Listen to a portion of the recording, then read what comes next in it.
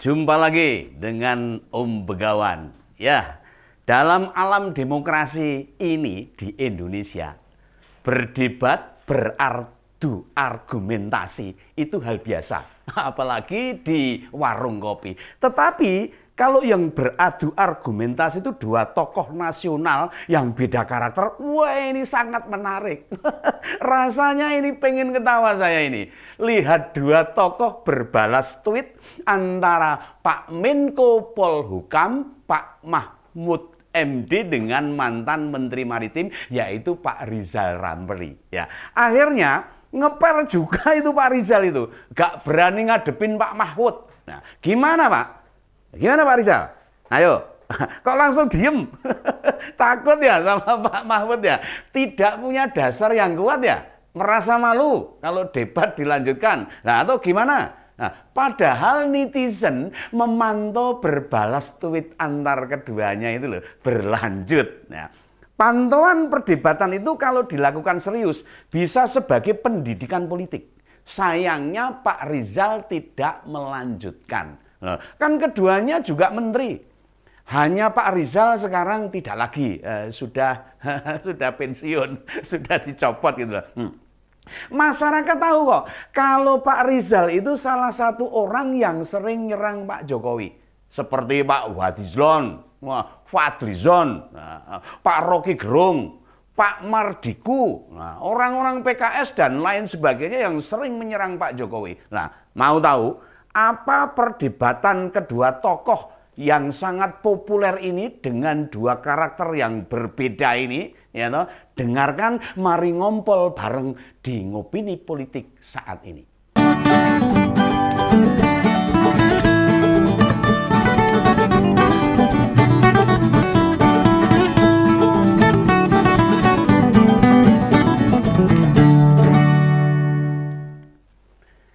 Awal mulai perseteruan mereka itu ya karena Perpu Cipta Kerja. Pak Rizal menuding malaikat yang masuk lingkaran kekuasaan bisa menjadi iblis. Badala ini. Lah dibalaslah cuitan itu oleh Pak Mahfud. Pak Mahfud nulis begini. Loh, ternyata Rizal Ramli ini makin ngawur dan bodoh. Tunjukkan kapan saya bilang bahwa setiap orang yang masuk kekuasaan menjadi iblis? Lah goblokkah pernyataan tersebut? Kapan dan di mana saya bilang begitu? Wah, ini kelihatannya Pak Mahfud agak marah ini. Nah, ketika dikonfirmasi wartawan, Pak Rizal tidak mau meladeni. Ya, kayaknya Pak Rizal sadar diri bahwa dirinya itu memang keliru gitu loh. Nah, menangkap cuitan Pak Mahfud, pernyataan malaikat akan menjadi iblis bila masuk ke sistem Indonesia. Diucapkan di tahun 2012 dalam konteks evaluasi sistem pilkada. Waktu itu beliau masih menjadi hakim Mahkamah Konstitusi. Sebab menurut Pak Mahfud, sistem yang ada mendorong kandidat untuk melakukan tindakan korupsi. Jadi bukan dalam kerangka masih rentetan status soal Undang-Undang Cipta Kerja, bukan. Siapapun tahu bahwa Pak Mahfud itu orang yang bersih, cerdas, dan independen. Nah, beliau mungkin salah satu tokoh di negara ini yang tidak baperan. Ya. Kalau kita ingat cerita tahun 2019, hampir saja loh menjadi calon wakil presiden, wakilnya Pak Jokowi. Wong beliau itu sudah beli baju putih, lengan panjang, bersiap-siap di sebuah restoran di mana Pak Jokowi memerintahkan merapat di tempat khusus. Ya tentunya mau ngomong-ngomong tentang hal capres dan cawapresnya. Di detik-detik akhir pendaftaran bakal calon presiden, itulah beliau ditelikung. Waduh nih, ada ancaman bila Pak Jokowi tetap memilih Pak Mahfud MD, maka PKB akan meninggalkan koalisi. Loh, lah kalau PKB saja Pak Jokowi tidak masalah. Nah, cuma orang itu menggertak NU akan ikut apa yang dilakukan oleh PKB. Lah, ini permasalahannya. Gagalnya beliau jadi wakil presiden, apakah membuat beliau patah arang, baperan, sedih, membenci PKB, partai yang dulu juga mengantarkan Pak Mahfud sebagai anggota DPR? Sama sekali tidak. Bahkan menjadi juru bicara tim kampanye nasional Jokowi Ma'ruf Amin. Nah, integritas dan dedikasi beliau tak perlu diragukan lagi. Hebat. Bahkan dalam beberapa kasus besar, beliau diminta presiden untuk mengawal dan menuntaskannya. Kasus Kanjuruhan misalnya, kasus Verdi Sambo, serta berbagai kasus hukum lainnya. Beliau lebih banyak yang menjadi garda terdepan. Bahkan bila operator lapangan bukan Pak Mahfud, walau kasus Verdi Sambo mungkin tidak terungkap secara terbuka. Seperti sekarang ini, sampai berhari-hari muncul di televisi. Kondisi ini berkebalikan dengan Pak Rizal Ramli. Nyinyirannya Pak Rizal ini hampir rutin tiap hari.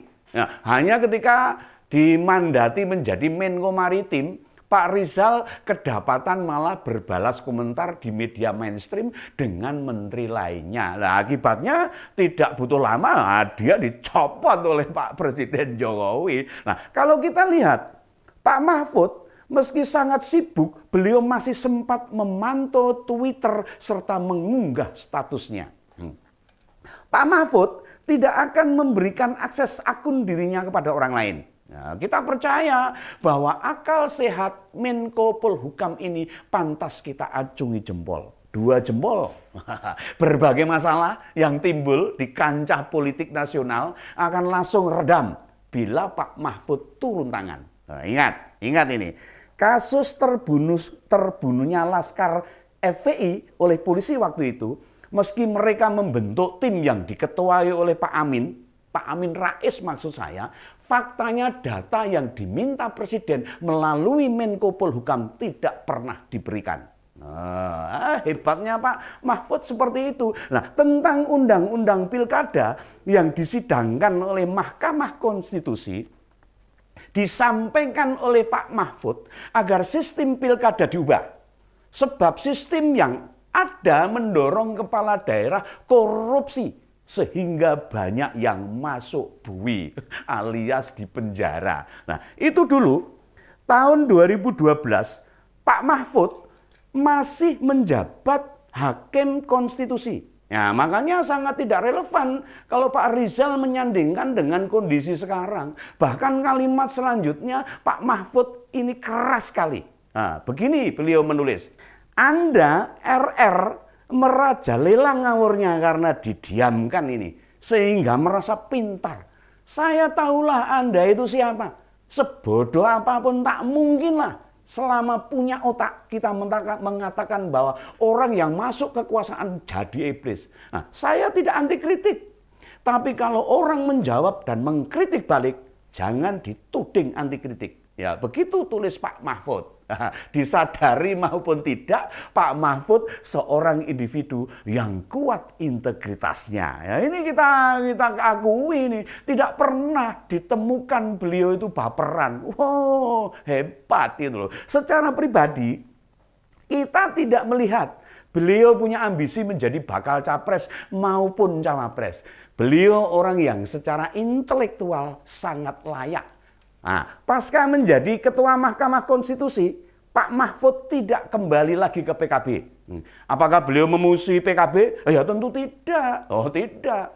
Kita tahu kapasitasnya dan jika menjadi wakil presiden itu bakal jadi modal yang besar. Ya, dilihat latar belakang atau track record beliau memang bersih sekali. Nah, Pak Mahfud sangat bersih. Sayangnya partai politik di Indonesia ini tidak menyukai, orang seneng dengan karakter orang-orang yang jujur, orang-orang yang bersih, orang seneng gitu loh. Itu masalahnya di situ. Memiliki prinsip serta membuka diri seperti yang ada pada diri Pak Mahfud. Nah, masuknya Pak Mahfud di kabinet membuat Pak Jokowi bisa fokus merealisasikan visi dan misinya. Pak Mahfud itu orangnya sederhana, tidak baperan, serta bersedia berdiskusi dengan kelompok manapun dan siapapun. Beliau ini pasang badan loh, bila kebijakan pemerintah itu dilawan.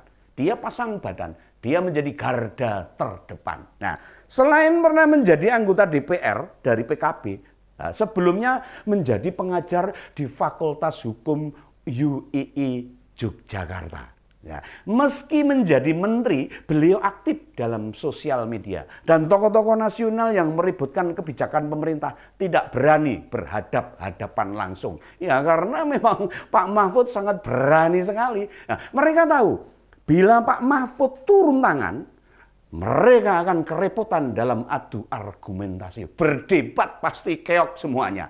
Sehingga tokoh-tokoh politik sering menghindar dari Pak Mahfud. Ya, ini bukti kalau Pak Mahfud sangat hebat ini. Nah, saya sih melihat Pak Rizal ini ya coba-coba nyolek Pak Mahfud. Ya akhirnya keok juga. Lawang yang sekelas Pak Yusril yang sudah menjadi pakar hukum profesor tidak pernah berani berkonfrontasi langsung dengan Pak Mahfud. Lah kalau nekat ya jelas akan malu sendiri. Ini kenyataannya seperti ini. Nah, tetap semangat bekerja Pak Mahfud. Kami dukung Anda untuk menjadi teladan bagi masyarakat Indonesia. Demokrasi tetap kita tegakkan. Salam Begawan.